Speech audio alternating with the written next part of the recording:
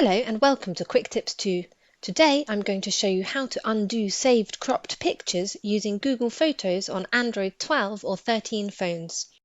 This can be useful if you've cropped a picture using Google Photos and accidentally replaced it with the original copy. So to do this, go to Google Photos, open the photo you want to revert back. Next, tap on Edit at the bottom of the screen. Select Crop from the bottom menu,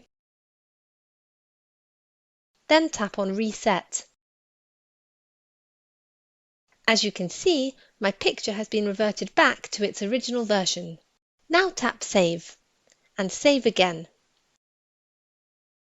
A simple way to undo saved cropped pictures using Google Photos on Android 12 or 13 phones. If you have any questions, please leave a comment below the video. With QuickTipsTo, knowledge has no limits.